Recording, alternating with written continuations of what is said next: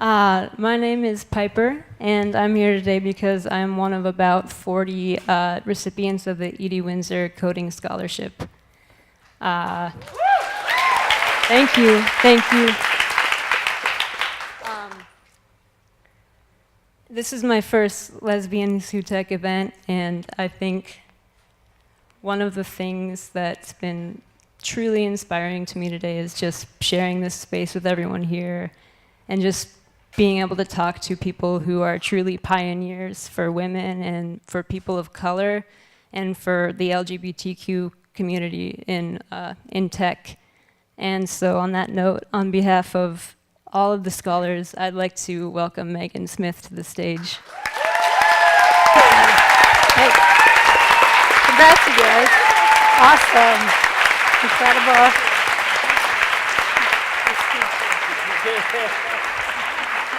Go, go, go.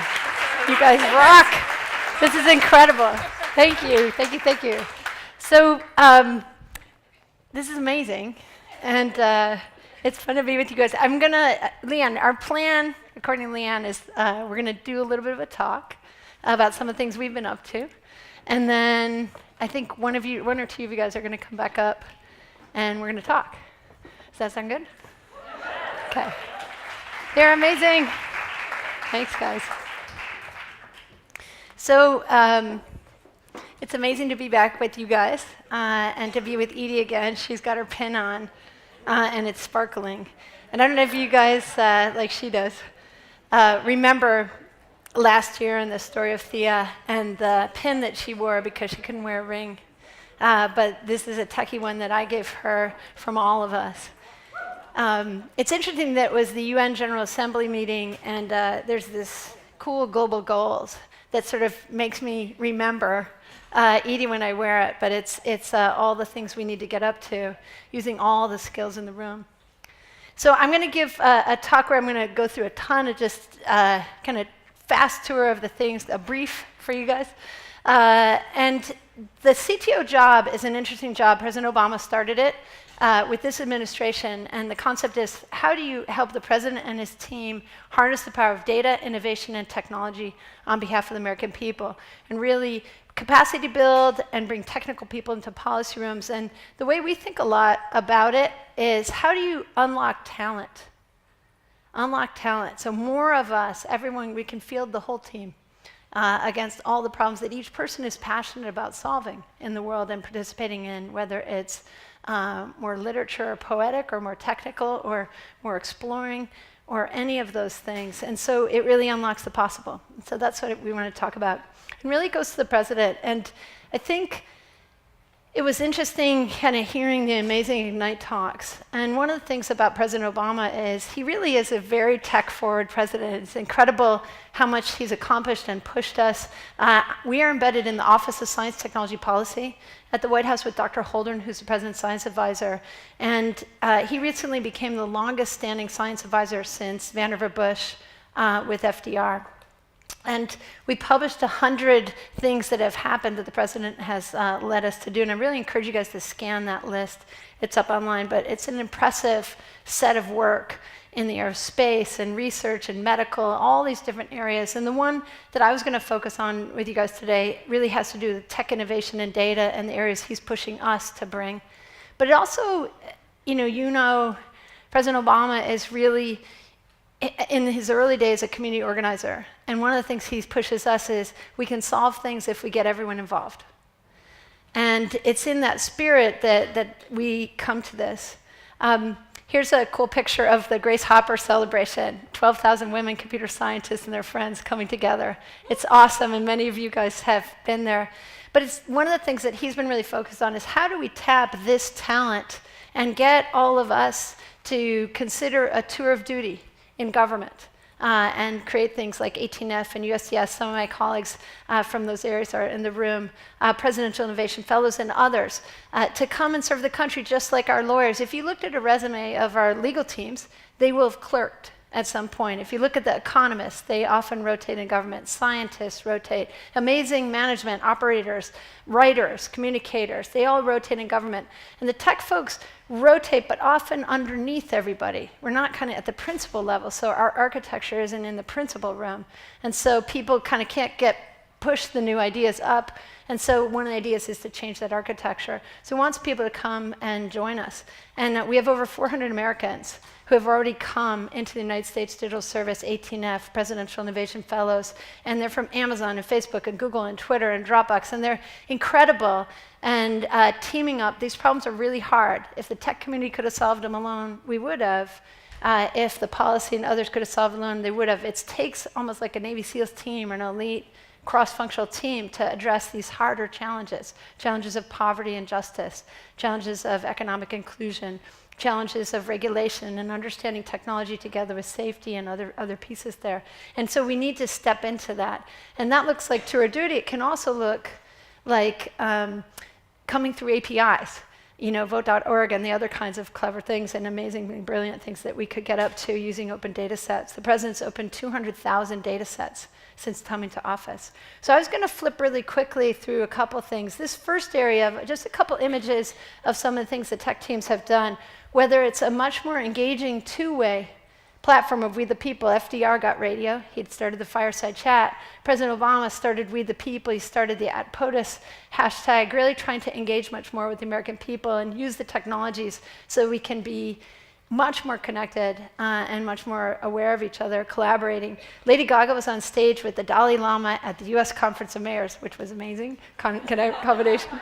And she said this incredible thing, which was, if our country is a body, we're asking the organs to fight each other, and the brain's not connected enough to the body. I thought it was a really interesting image to think about how can we use our amazing, engaging technologies, even at the sort of Lieutenant Uhura level, the digital communications integrated stuff, to really engage with each other, right?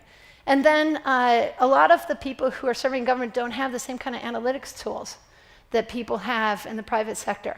And so how do we help our nonprofit, our philanthropic, and our government sectors come into tech with just even basic knowledge of what are customers doing? So things like the simple analytic dashboard, which is now available to secretaries and their teams.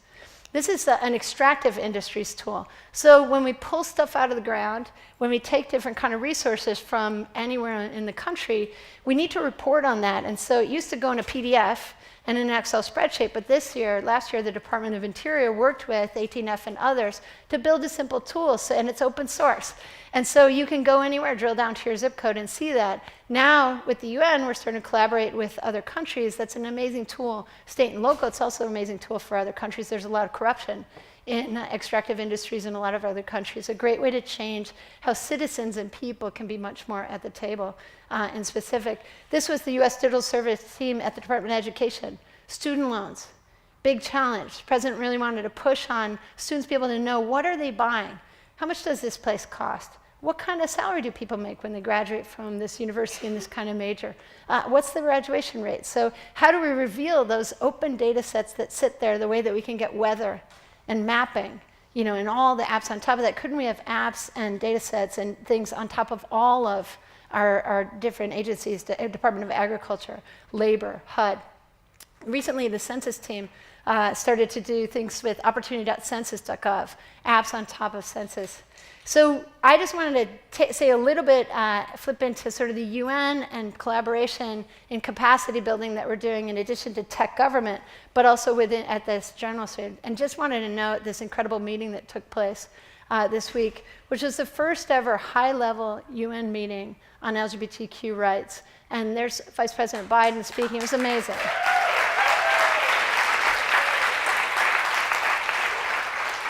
So I wanted to shout out to the incredible leadership of the president, the vice president, Valerie Jarrett, just incredible work that they've been doing on behalf of our community, with our community together, and we're making progress. The Open Government Partnership will meet in December. We've added tech tracks, and we're collaborating with France. We're collaborating with Kenya, with Chile. This is really, I got to work in the beginning of the internet, the beginning of smartphones. This is the beginning of digital government. I really encourage you guys to come rotate in or get involved through APIs and Civic Tech. It's very exciting what we're going to be able to achieve. The president of France was talking about really the original civil code for democracy from hundreds of years ago. And really you can kind of think code civil. You know, is the code and civil tech going to really help bring the promise of this next wave of what we could have? We ran another solutions summit, which is where we put out a form and asked the world, you got any solutions for these sustainable development goals? This was one of my favorite.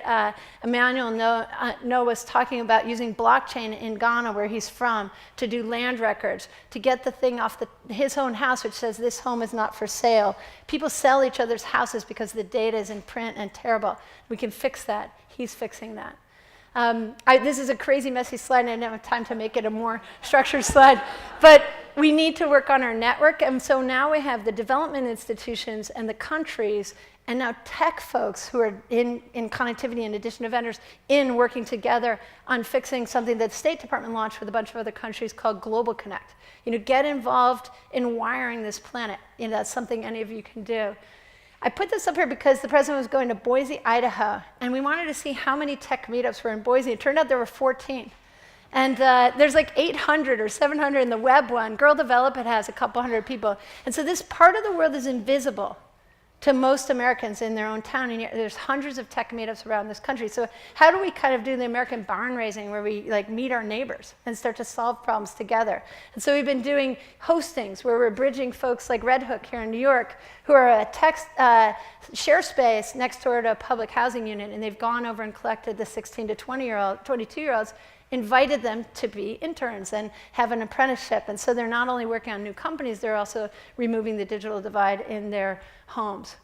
TechHire. So the vice president was just in St. Louis, in the northern part towards Ferguson, working in the new incubator there that was started by the NAACP and Launch Code to bring youth, 16 to 24-year-olds, into coding boot camps and tech and into the tech center.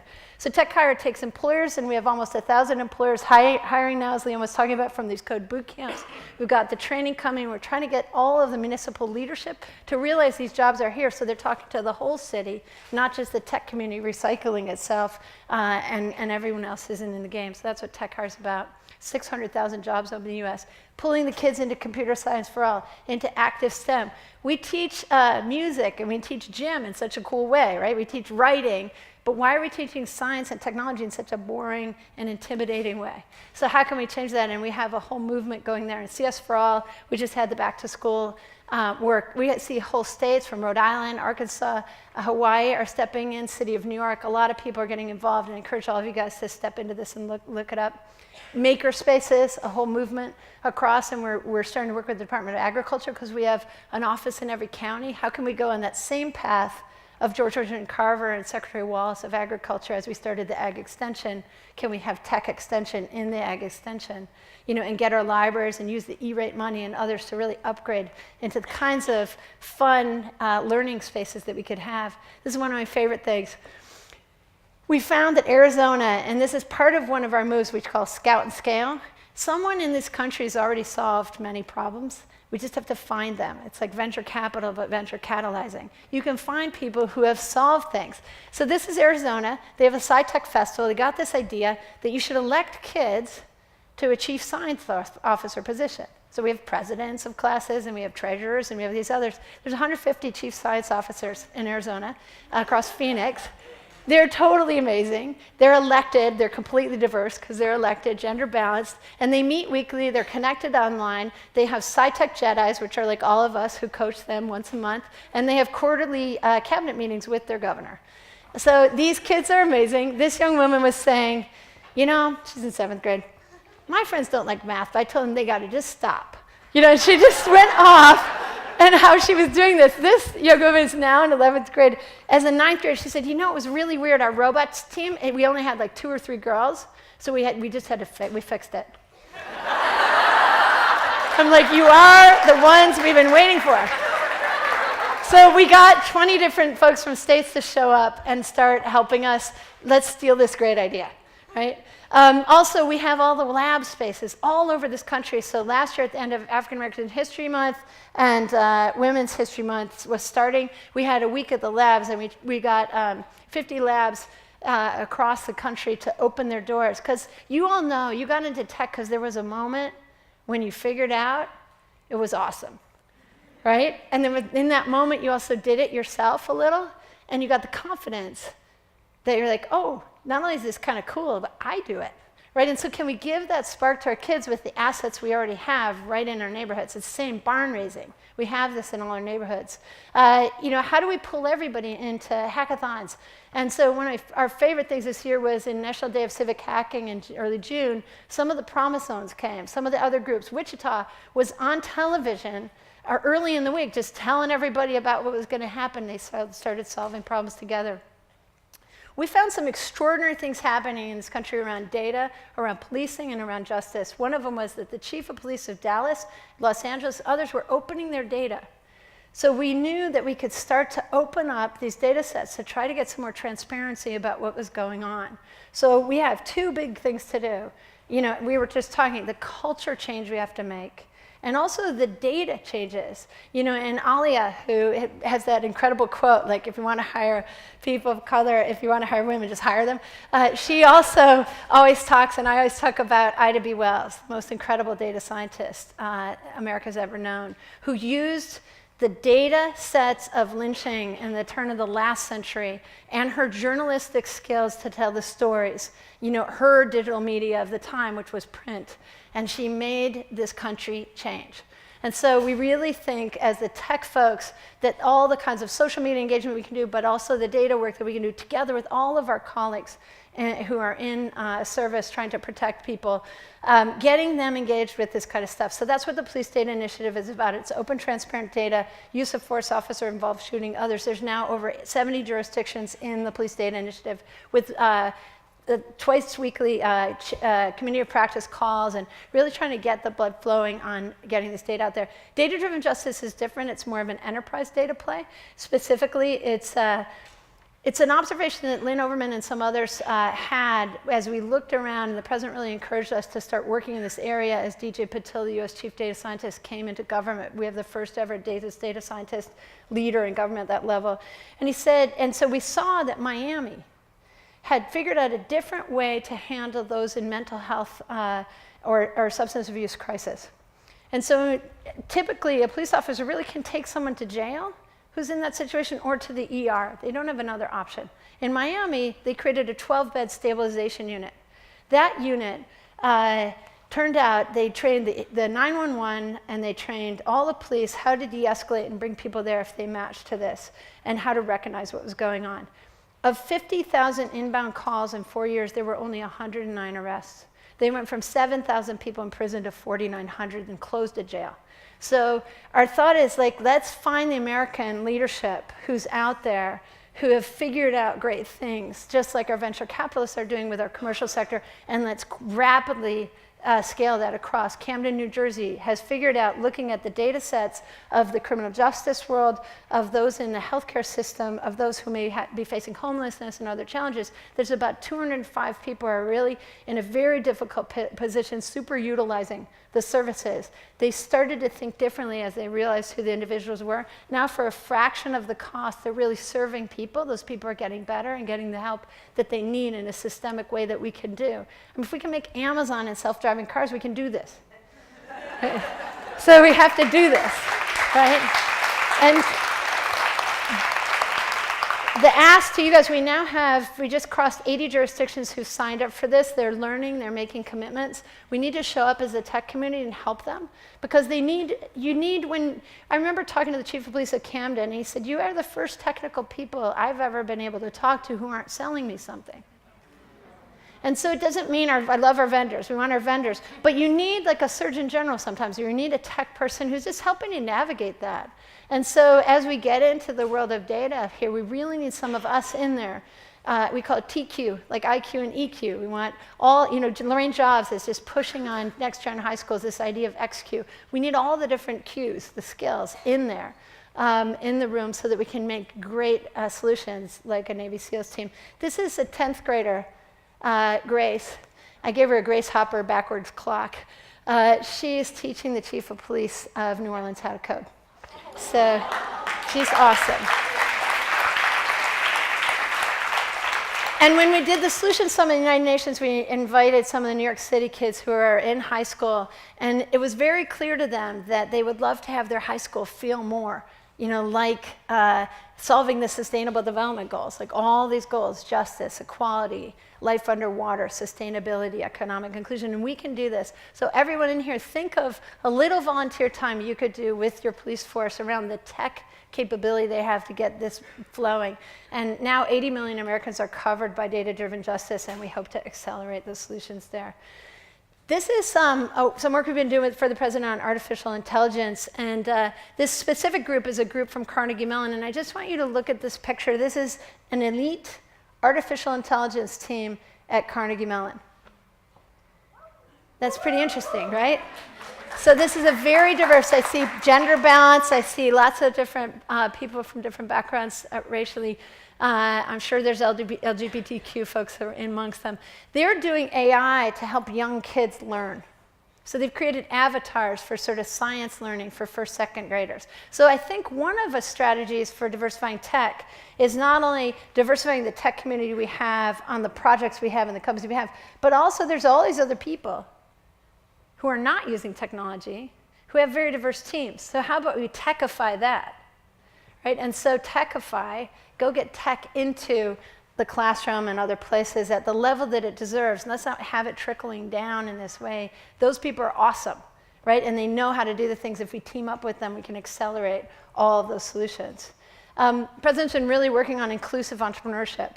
And so this is White House Demo Day, so lots of work here. People today have been talking about this, but really, what can we do on best practice in hiring, advancement, C-suite? How do we get the priority to be not in the top 20 things we're doing, but in the top 3? Intel's starting to do this, some others, IBM. And also the ecosystems around the research that we're going to need around this. The data is here. It's very, very clear that the best teams are diverse teams. They're sometimes more uncomfortable because you're not accustomed to working with people from different backgrounds in the same ways.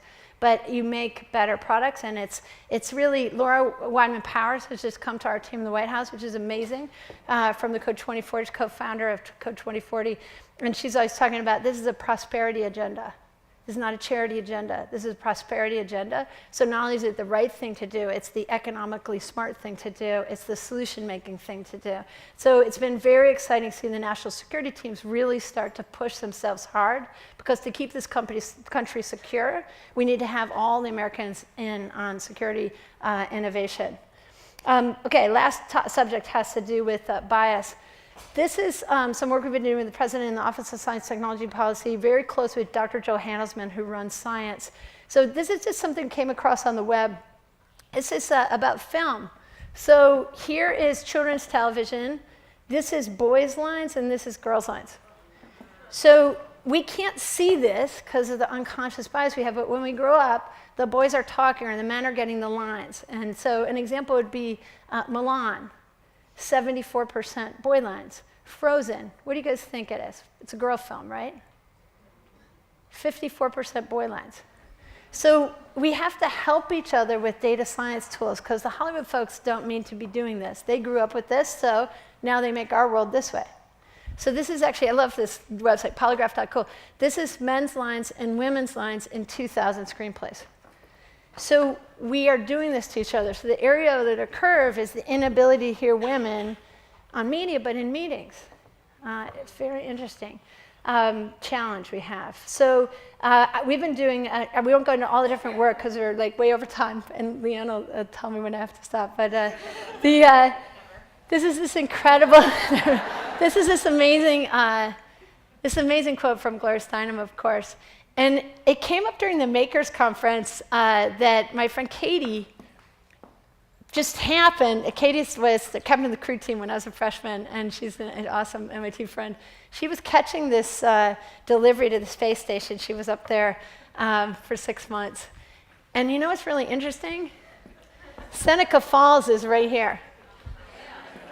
So, like our history, we have to recapture our history. Women's history is missing. So we've been doing work on the science and tech history. We get administration folks to go and talk about heroes. We need everyone in this room to start working on adding our history. I was, early on when I was in Silicon Valley at Google, I was on the Niantic board with John Hankey, who founded that company. They spun out. Pokemon Go has a mechanism about locations that we could start adding history if we teamed up with them. As you're going to find Pokemon, you could also add history. So we get really creative about how we do this. You know, of course, a lot of people now know Katherine Johnson, the incredible mathematician who calculated the trajectories of John Glenn, Alan Shepard, and Apollo, and Hidden Figures. This film is going to be so awesome. Yeah. I hadn't known as much about Dorothy Vaughan, but I didn't realize all the details of the West team that she led, that is all the math for those early days. You know, it's Margaret Hamilton standing next to her code that she led or wrote, coined the word software engineering, created the concept of asynchronous software, so that when the lunar lander was coming down to the moon, it had some switches flipped wrong, but her architecture made it so that it ignored all that stuff that was in the manual incorrectly. Otherwise, they might have aborted the mission. Can you imagine? So her architecture, we landed safely. You know, here's Catherine, amazing. She is, she's still, I think Margaret still is running a software company. I think she's in her 80s. She's awesome. You know, of course, Catherine won the Medal of Freedom from the president, and he commented, you know, how good must she have been? So I believe we need to do this because this is really, you know, Churchill speaking to us. The farther back we can look, the farther forward we will see. If you don't know your history, you don't know that all of us on the planet always did awesome things together. You know, most people don't know this. This is the suffrage parade of 1913. Anybody in this room ever heard of this? A couple people. Do you know that like 500,000 people were in Pennsylvania Avenue? 5,000 women marched down, led by Alice Paul. How many people have ever heard of Alice Paul? A couple, yeah. Alice Paul is the Thurgood Marshall Baynard Russell of the women's movement. She is so awesome. She wrote the Equal Rights Amendment in 23. And she said, you know, hopefully it won't be another 70 years till this happens, because she's looking back at Seneca Falls. That's amazing. So here they are, right? Why don't we know this? So Rosie Rios, who was U.S. Treasurer working with the Secretary, they put together Women Will Be on the Money, and that's why on the back of the $10 bill, the 5,000 women who came down Pennsylvania Avenue, including Helen Keller, including the first ever public event of the Deltas, Ida B. Wells, there was racism of like somebody wanted the black women to march to the back, and Ida's like, no. And she just stepped right in front and led the Illinois contingent, cover the Chicago Tribune. So they got here, and when they got to the end, people beat them up. And so we need to know that story. And they got to Treasury Steps. And so on the back of the $10 bill will be the suffrage parade, right? So that's amazing. So really thank my colleagues at Treasury for thinking of that. So it's Elizabeth Cady Stanton, Lucretia Mott, Sojourner Truth, then Susan B. Anthony, then Alice Paul. Is the plan on the graphics. But this history, like I always look into history, I was just at the Adams House because we were coming back from Boston. Abigail was so significant in the founding of our country. We don't know about it. Eliza Hamilton was not this demure person. Go read her Wikipedia page. She's like totally an instigator. And in fact, Walter Isaacson said to me she was part of writing the Federalist Papers. Why don't we know that? I found out on her Wikipedia page that she went with Benjamin Franklin and with her father to the meeting with the Iroquois Nation. You know, the Federation, interesting structure that it matches our country. Phyllis Wheatley, you know, these two writing so much at the time. Just these are equal people, but they just disappear. It reminds me of the Jobs movies and how my friends who worked on smartphones in the early days, Joanna Hoffman, Susan Kira, all the graphics you see, they're just, Joanna's in one movie, Susan's not in the movies. And one of the lines that refers to Susan says, Susan made the bag. Joanna's son, and she came out of the movie, and they said, Kate won the Golden Globe for playing Joanna, who's a physics grad from MIT, from Eastern Europe, super tough, sparring with Steve, doing things. They came out of the movie and her son said, "Mom, did you really iron Steve Jobs' shirt?" She said, "No, Jeremy, I have never ironed a shirt in my life, except once for you." So we need to tell the truth. We need to tell the truth. It disempowers all of us to not know the truth. It changes, like when you're in that meeting room, if you don't know that meetings are the past, we're much more balanced than we know, then it doesn't give you the courage. And so it's this kind of constant feeling that erodes your confidence. The Mercury 13, there were astronaut women. In the beginning, they didn't make spacesuits for them, but they passed the tests. Ida and Frederick Douglass petitioned the Chicago World's Fair. We're so proud of the World's Fair. It was amazing, right? Light. So many things happened there, electricity. And they wouldn't let African-American exhibits into the fair in the way, and so these guys protested. Do you know the dishwasher was invented there? Do you know a woman invented the dishwasher? Do you know that she is responsible for a big part of what is KitchenAid now? We need to know these stories. This is Grace Hopper's amazing stuff. You guys saw the president writing his first line of code. We got this stuff out of the archives, and we put it in the room, and the kids explained Hopper to him, and he already knew a bunch of it, but it was really amazing. And here's some of the United States Digital Service team. But I bet there's not very much stuff from Thomas Edison that sits in a box. Why is this stuff in a box? This needs to be, we are proud of flight. We're proud of electricity. We're very proud of code. So we need to know about Grace.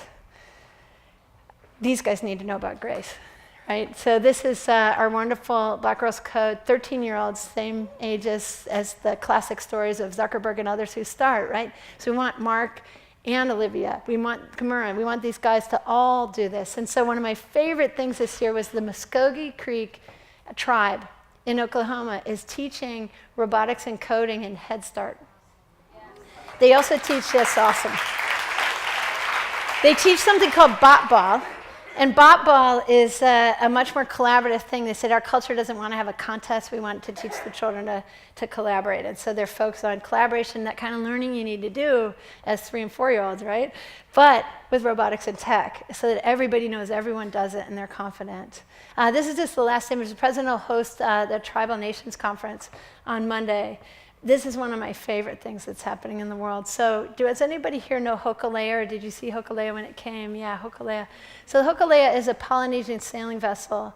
As the Native American people began to really push hard in the 70s for rights, in the next wave of that, some people started to build an original Polynesian sailing vessel. And they sailed it from Honolulu to Tahiti. They sailed with no instruments, no compass, nothing. Just with your ability to feel the waves, read the stars, and use the most profound knowledge, which is the indigenous knowledge. And so this team did that, and resurrecting that. And as soon as that happened, everyone in Hawaii knows about Hokulea. People would just sit near the boat. The pride, we became equal.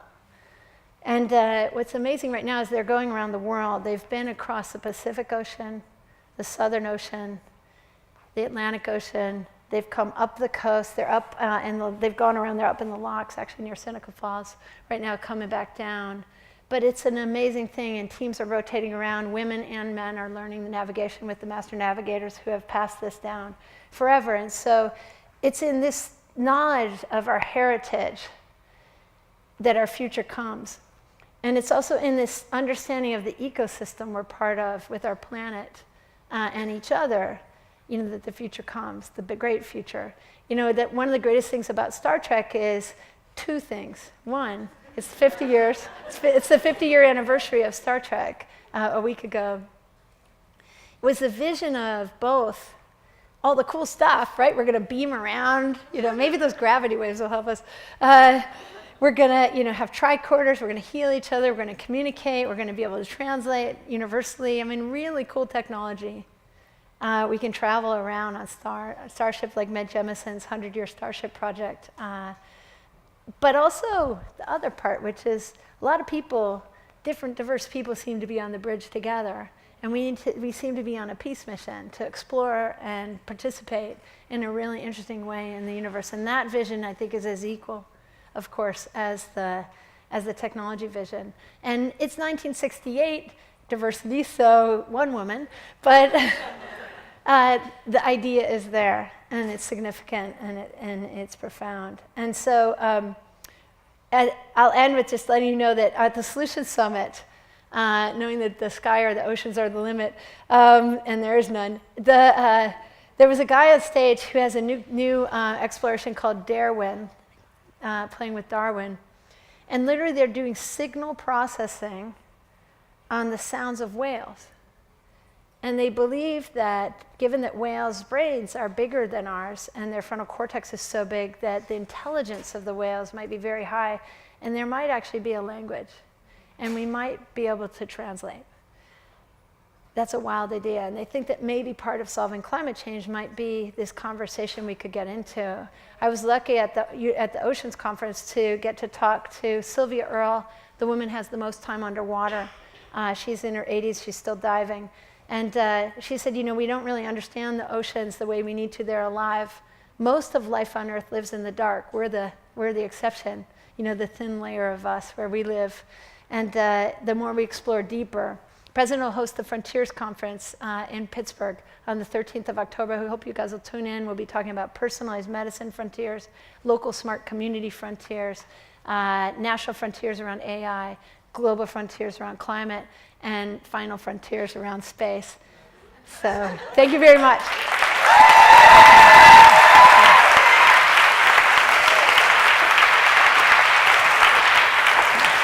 Thank you so much, Megan. I'm actually now going to bring on stage some of our coding scholars who want to interview you, okay? But I'll have a round of applause, and then I'll introduce them. Yeah, I'll take this. All right. So let me welcome to the stage two of the amazing coding scholars. We've got LaToya and we've got Brianna. Come on up.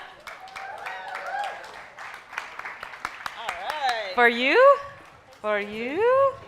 Have a seat.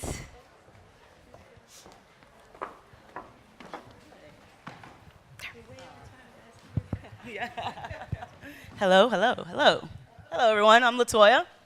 I'm Brianna. All right. And so let's get this started. So you have had such a distinguished career in private enterprise. What were your goals for transitioning into the government? I didn't, it's interesting because Leanne mentioned, after we went to the first LGBTQ summit at the White House, I had no plan to go to government. I think all of the people we've collected had no plan, but the president had a plan. So he just was starting to reach out and figuring out, and together with Todd Park, who was CTO at the time, and a bunch of other people, federal CIO, OMB, others, Valerie, sort of the whole team there, they're like, we need to pull this sector in. And Todd had already created the Presidential Innovation Fellows, of course, President Obama with President, and had created the CTO's office. So I hadn't planned to go, but when they asked, it was, it's an honor to get to do this job, and hopefully, we have the baton, we're running as fast as we can. Well, how has that transition been from the government to private? The people that we work with are amazing, and it's the most diverse team I've ever worked on. So it's really shocking for me when I go to Silicon Valley, because it's just really physically shocking to be in an environment where I'm like, where'd everybody go? And I love my colleagues in Silicon Valley. They're amazing, but we just need to balance out and include everyone. So that's been an incredible experience. Also, just the diversity of knowledge sets. So there's people who really know. One of the things I'll encourage you guys, you don't have to know how to do policy and you might happen to, but economics and law and these other things, they know that. Your colleagues know that. It's really very much a Navy SEALs team kind of model where you come together and each person's doing their things and you learn from each other. And it's sort of like they have these amazing cars with a little bit flat tires. If they don't have our sector in there, it's not like we can solve this, but together we can solve it. And so it's been amazing. And we have a lot of work to do.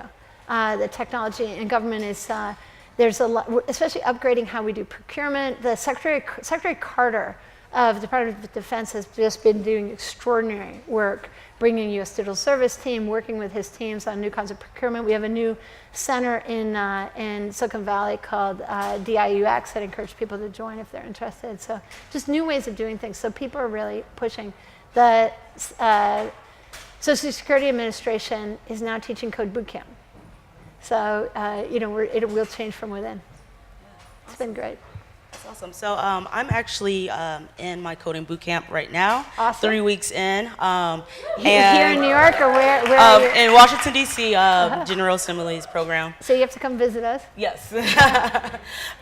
So one of the things I'm struggling with is feeling that I am good enough, and I wonder if you ever felt that way, and how do you push through your worst times? Yeah, How I do you think overcome that? it's one of the things that we have to work on generally. This idea of sort of creative confidence and helping everyone understand that this work is sometimes hard work, and the way to make it not as hard is team up, have great mentors, have the knowledge that we're pushing a frontier to learn something. It is incredible. I got to talk to Katherine Johnson briefly when she came, and she said, math, everybody can do math, it's how we teach it.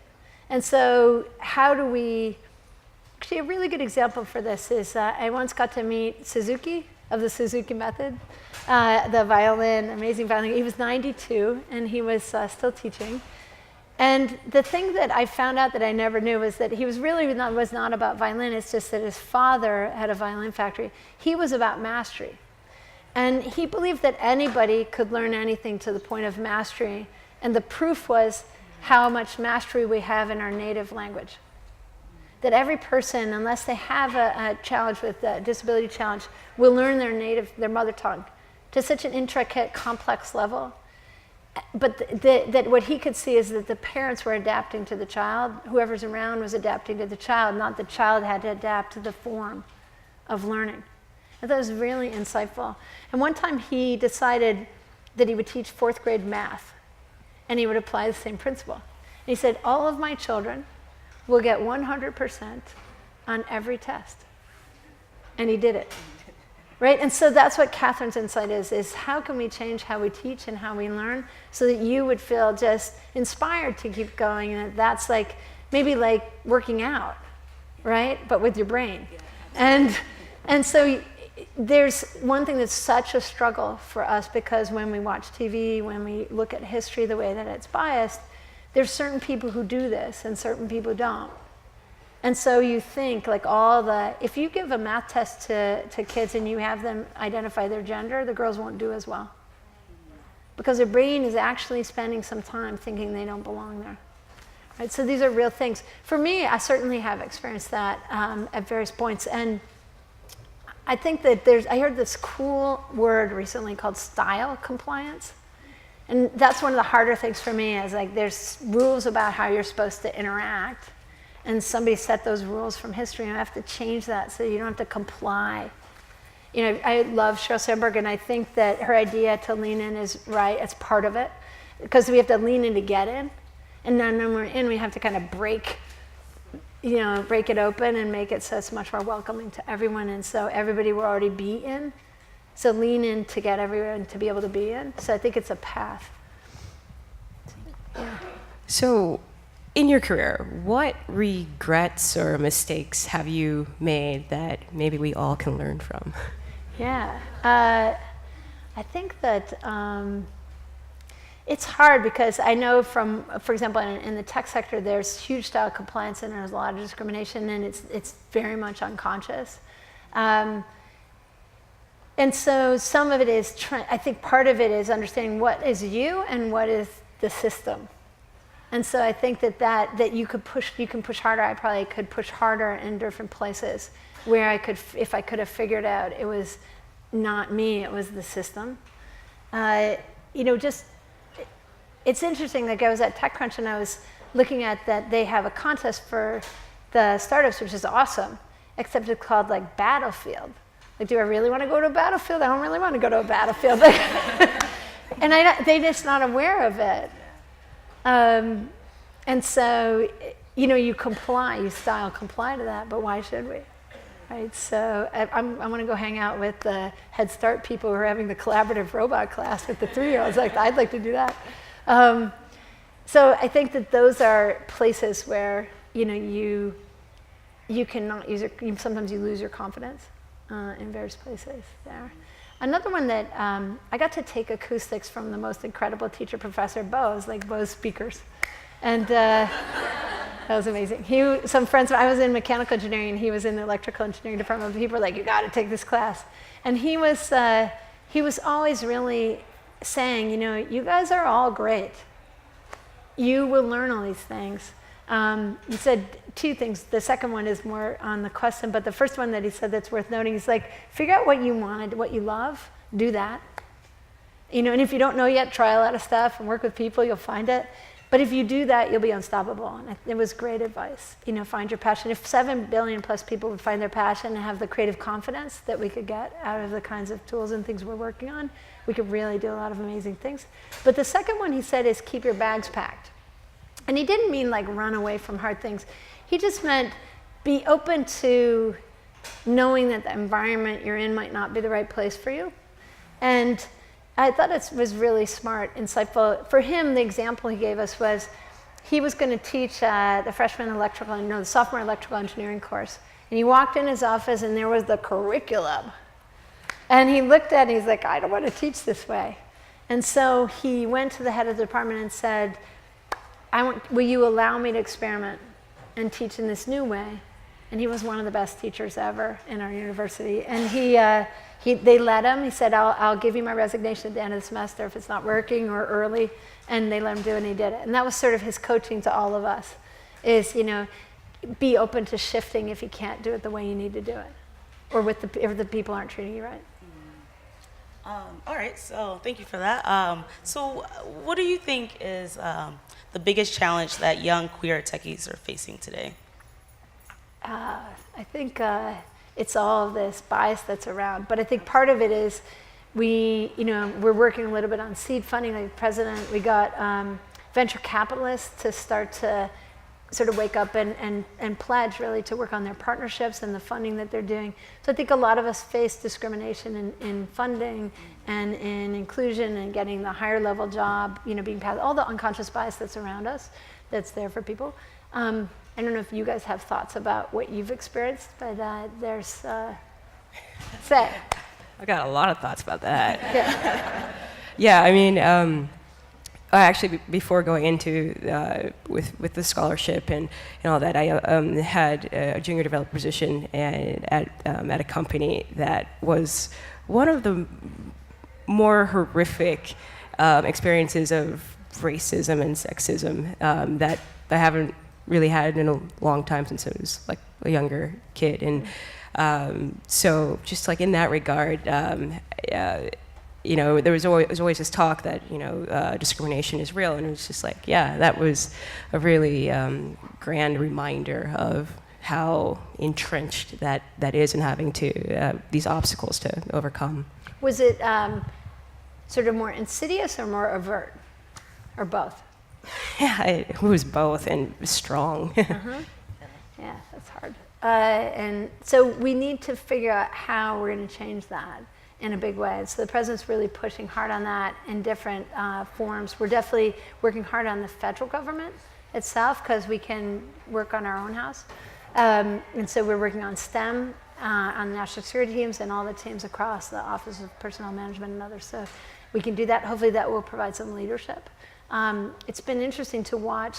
There's a tech inclusion pledge that 30 companies have signed, and they've signed to publish much more granular data about their teams. So who's in tech lead positions, junior positions, different kinds of positions, so we can see much more, okay, we have this many tech folks, but where are they, and do we have a chance that they're going to accelerate up or not?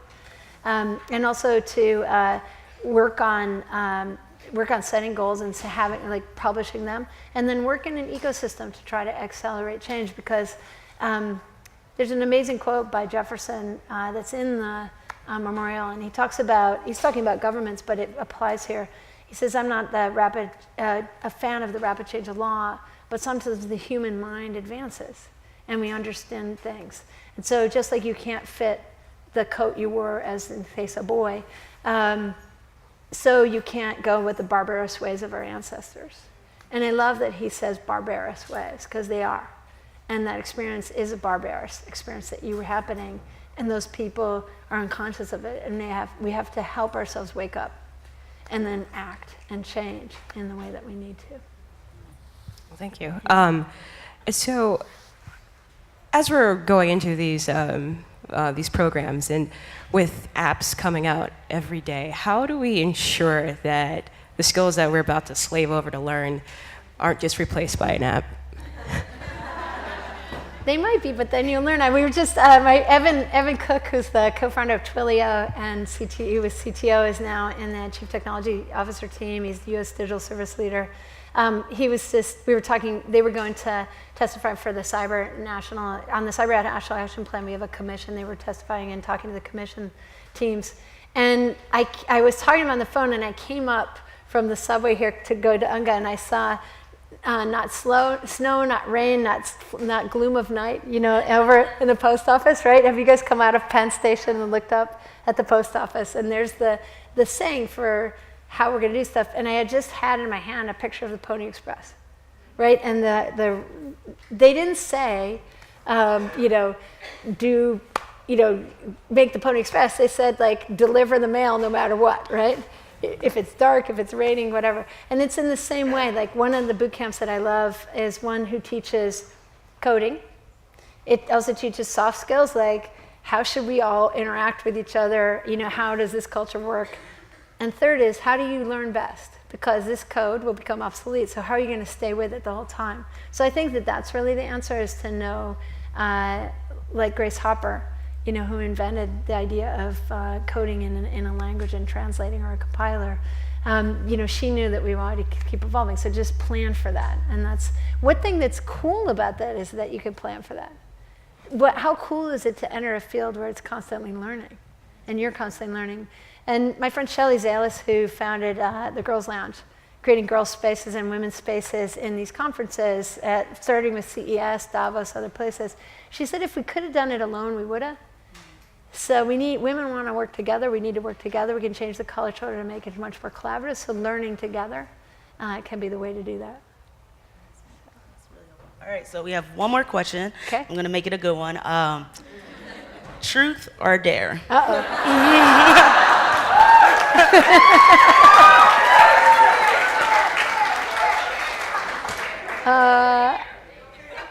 What dare? I'm curious about the dare. What's the dare? They're saying dare. Okay. All right. All right. I dare you to freestyle. I didn't know how to freestyle. Just You dance. can dance. You can rap. You can. All right. Maybe I'll dance. All right. All right. Can we get some music, maybe?